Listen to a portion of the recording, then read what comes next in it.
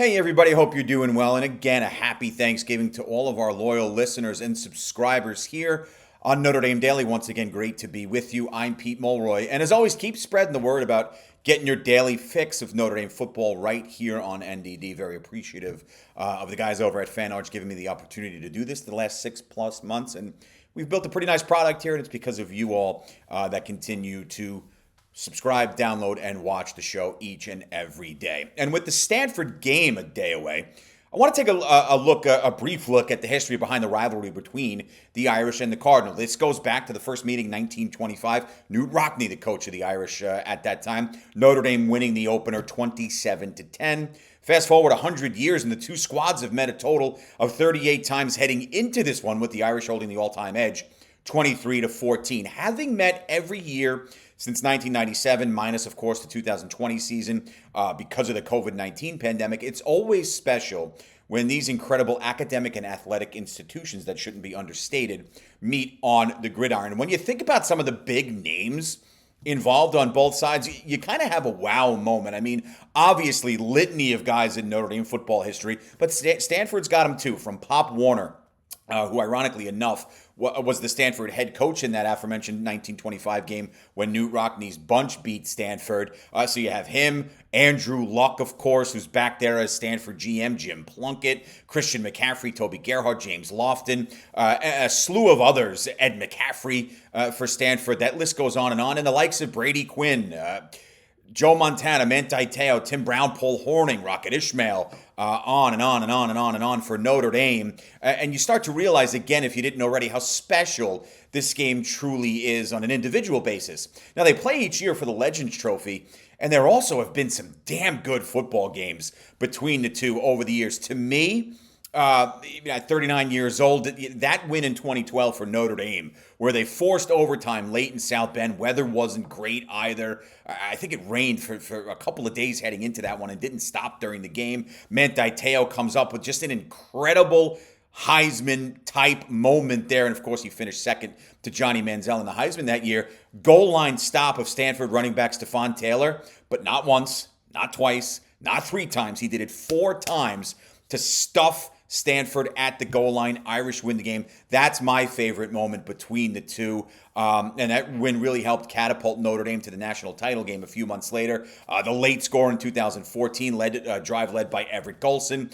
That catapulted Notre Dame to a victory is also another one that comes to mind for me as well. Of course, there's some tough losses for ND, a near victory in 2015 in Palo Alto, which probably would have sent the Irish to the college football playoff, the 16-14 defeat in 2022, which was Marcus Freeman's first go-around as Irish head coach.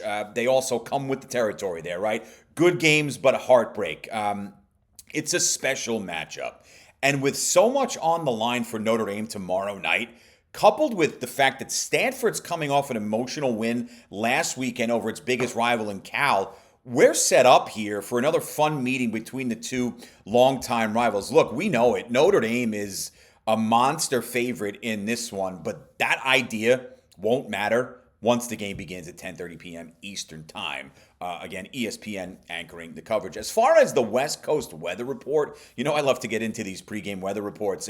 Concerning Saturday's kick, it's pretty solid. The number 9 ranked Irish and Cardinal can expect evening temps, and of course we have the later start a bit before kickoff to be near 50 degrees with minimal wind, less than a 15% chance of precipitation, which is nice, and fairly clear skies. As a matter of fact, the weather reports seem to indicate that warmer temps during the day in the low to mid 60s could actually spill into kick time, which would make it warmer and have temperatures potentially north of 50 degrees, which would be a massive win for all parties involved, fans included, those watching the game inside Stanford Stadium. While this won't be Notre Dame's most highly anticipated game from an opponent talent perspective, it's not a game they're overlooking, that's for sure. It'd be insane to think otherwise. With a strong shot at reaching the 12-team college football playoff for the second straight season, the Irish know a victory over the Cardinal, a team they should flat out beat, is a must. Getting some help along the way, including from Mother Nature, obviously is not going to hurt either, never does.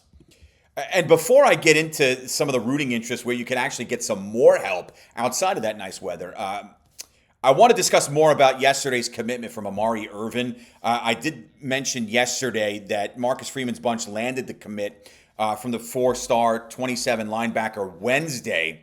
And it's another major get for the program. A 5'11", 215-pound specimen from IMG Academy in Florida. They pump him out. Irvin is as sound a tackler as there is on the high school level, and that's true. Watch the film.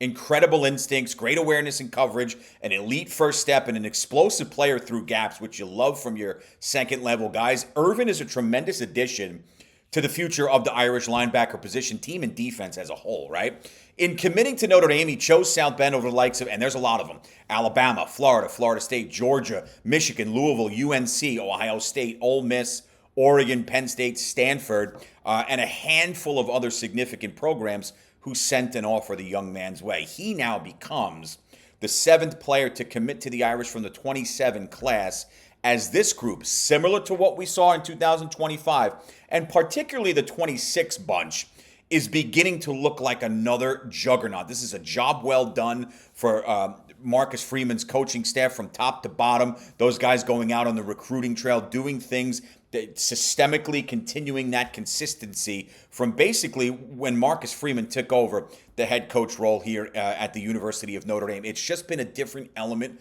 of recruiting. You have that relatability from coach and coaches to players across the board. That resonates with these young men. They know they're going to get a top flight education, and now they know you're playing football for a perennial national title contender. With what Notre Dame did last year on the gridiron, 14-2, near comeback in the national title game. Kids see that. You go to school, you get a great education, and you have doors open for you, and you're going to play some championship-level football while you're doing it. This is another huge W for Marcus Freeman as his recruiting classes continue to seemingly get better and better, and you're seeing the depth and the product on the field. And again, I'll wrap today with something I touched on earlier in the week, mentioning how good the weather's going to be. That helps, and the Notre Dame rooting guide here, if you will, I'll put that in quotes, to week 14. I did touch on it a bit earlier because there are a handful of games worth monitoring, but there are a few that stand out more than others, at least to me. A win by LSU over Oklahoma, not out of the question. That Oklahoma defense is really good, but the offense can leave your head scratching at times. This would basically dump the Sooners from a home playoff spot while giving them their 3rd loss. Add in a Notre Dame win over Stanford on top of that, and the Irish very well could be looking at hosting a home playoff game for the 2nd straight tournament, which would be something. Pitt taking down Miami would settle a lot of the debate surrounding a Miami-Notre Dame comparison, which, again, I've said it time and time again. ESPN has said it when they interviewed the committee on the Tuesday night ranking reveal. Has not been done. There has not been a direct comparison between Notre Dame and Miami. Why? It just hasn't been relevant and necessary yet. Given Notre Dame is ranked higher at the moment, despite Miami owning the head-to-head, a win here for Pitt would just shut them up. Because as we know, if you're going to lose early. Notre Dame did that week 1 to Miami. Not ideal, but again, that's exactly what happened since then. I think it's fair to say that Notre Dame has simply looked better than the U, hence the current rankings. Teams change, teams develop, teams can get worse, teams can downgrade, teams can upgrade. We've seen that. Miami's certainly a very good football team. The 2 losses they have to Louisville and SMU are nothing to blink an eye at or dismiss.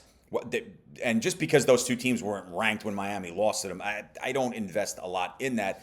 But Notre Dame, from a loss perspective, the number 3 ranked team in the country, and then another team that's ranked inside the top 15 in the current CFP in Miami and Texas A&M, and the Texas A&M game basically on a botched extra point.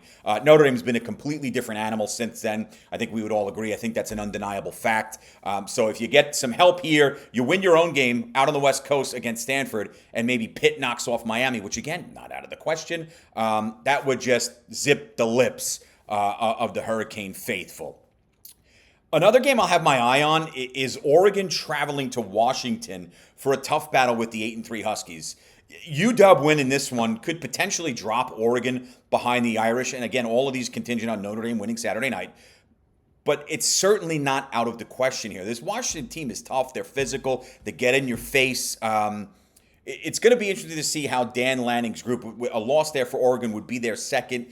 Do you potentially, even with that loss, and Oregon's not a big favorite. I think it's like 6.5 going into Saturday. But would a loss and a Notre Dame win even still drop Oregon below Notre Dame? I think conventional wisdom tells you, yes, it's not a guarantee, but Notre Dame would certainly root for that chaos, assuming they take care of their own business. So it's going to be a close game. Oregon's not going to run all over Washington, I don't think. And that again, like the previous games I mentioned, certainly not out of the realm of possibility that the Huskies knock off the Ducks this weekend. You'd also like to see Ole Miss go down this weekend to a Mississippi team that's 5-6. But quite honestly, I've seen a couple of their games. They play better than their overall record. Not to mention, it's fair to wonder what the Ole Miss mindset's going to be, considering all the noise that's surrounding the future of its head coach, Lane Kiffin. The whole thing is a joke, but you wonder where that mentality will be as they go into this game against SMU. Problematic if Ole Miss goes down for themselves. Huge help for a team like Notre Dame. Look, Marcus Freeman said after the Miami loss, it's a good ball club. We have a good ball club. With one regular season game left, that good ball club needs to finish the job in order to get ready for the next and bigger chapter, which you hope is the 12-team college football playoff. But again, some additional help won't hurt. With that, have a great one. Enjoy the game Saturday night. Get your coffee ready. I'll see you all next week. And as always, go Irish.